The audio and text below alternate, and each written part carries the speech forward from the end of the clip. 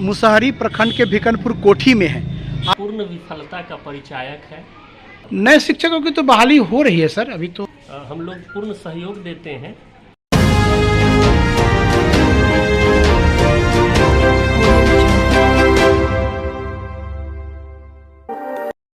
Bihar news की team आज मुजफ्फरपुर के मुसहरी प्रखंड के भिकनपुर कोठी में है। आप देख रहे हैं सामने ये हाई स्कूल है। हाई स्कूल की बिल्डिंग है और मात्र इसमें 2 ही कमरे हैं।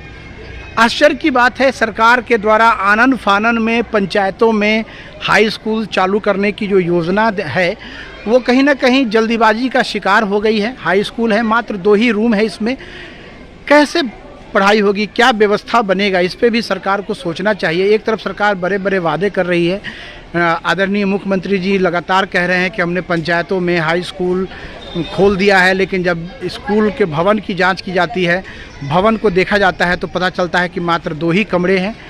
तो फिर इस स्थिति में कैसे पढ़ाई होगी। शिक्षक की भी कमी है, कई शिक्षक नहीं है, कई विषयों के शिक्षक नहीं हैं।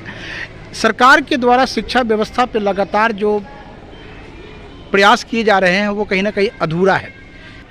मुजफ्फरपुर के मुसहरी प्रखंड के भिकनपुर कोठी उच्च माध्यमिक विद्यालय के शिक्षक नरेंद्र कुमार रवि जी हमारे सामने हैं। शिक्षा व्यवस्था पर इनसे हम चर्चा करेंगे। सर, सर्वप्रथम आपके विद्यालय में 9th और 10th की पढ़ाई हो रही है लेकिन शिक्षक नहीं है, क्या कहना है इसके बारे में?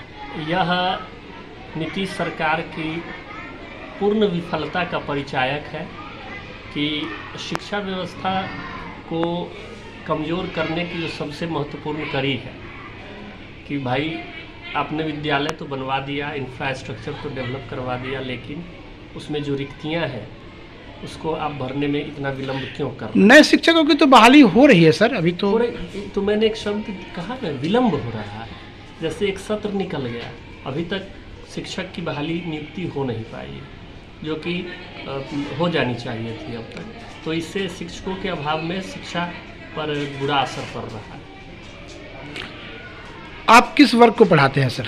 मैं तो 6th क्लास को पढ़ाता हूँ। कौन सा विषय पढ़ाते हैं? हम गणित पढ़ाते हैं। गणित पढ़ाते हैं, महत्वपूर्ण विषय है। एक प्रश्न है सर कि आपने कहा कि विलंब हो रहा है। पिछले 2 वर्ष से कोरोना को लेकर विद्यालय पूर्णतः बाधित रहा, लेकिन सरकार ने ससमय मैट्रिक और इंटर का एग्जामिनेशन लिया। क्या ये मजाक का विषय नहीं है कि पढ़ाई नहीं हुई और बच्चे परीक्षा देते जा रहे हैं? यही तो मैं कहना चाहता हूँ कि किसी विद्वान ने कहा है कि सबसे प्रथम कर्तव्य है शिक्षा बढ़ाना। देश में शिक्षा बिना ही आज हम सब पढ़ रहे हैं क्लेश में। शिक्षा बिना कोई कभी बनता नहीं सतपात्र है, शिक्षा बिना कल्याण की आशा दुराशा मात्र है। तो कहने का अभिप्राय है कि पेंडेमिक के चलते तो जग जाहिर है कि क्या हुआ, लेकिन यह पूरा क्रूर मजाक है बच्चों के भविष्य के साथ। अभी विद्यालयों में 9th का जो ये सेंटअप परीक्षा हो रही है, 9th की बोर्ड का ही एग्जामिनेशन उसको माना जा रहा है। जो बच्चे 9th क्वालिफाई नहीं करेंगे वो प्रमोट नहीं होंगे। क्या तैयारी हो रही है इसके लिए सर? कई विषय की परीक्षा हो चुकी है। तो इसके लिए ऐसा नहीं है कि बच्चे नहीं पढ़ पा रहे हैं, क्योंकि 10th 9th का सिलेबस उतना बड़ा नहीं होता है और हम लोग पूर्ण सहयोग देते हैं। प्रारंभिक विद्यालय में नियुक्ति होने के तत्पश्चात भी हम लोग बहुत सहयोग करते हैं बच्चों को पठन पाठन में, मार्गदर्शन करने में। और पिछली बार भी बहुत अच्छे नंबरों से बच्चे एवं बच्चियां पास हुई, तो इसलिए कोई विशेष ज़्यादा दिक्कत तो नहीं। बच्चे बगैर पढ़ के भी पास हो जा रहे हैं क्या सर? कहना है आपका यही है? ये बहुत अच्छी बात सर ने कहा है कि बच्चे बगैर पढ़े हुए भी पास हो रहे हैं। यही बिहार के शिक्षा व्यवस्था की सबसे बड़ी उपलब्धि है कि क्लासेस नहीं चल रही हैं लेकिन परीक्षा हो रहा है और बच्चे पास भी कर रहे हैं।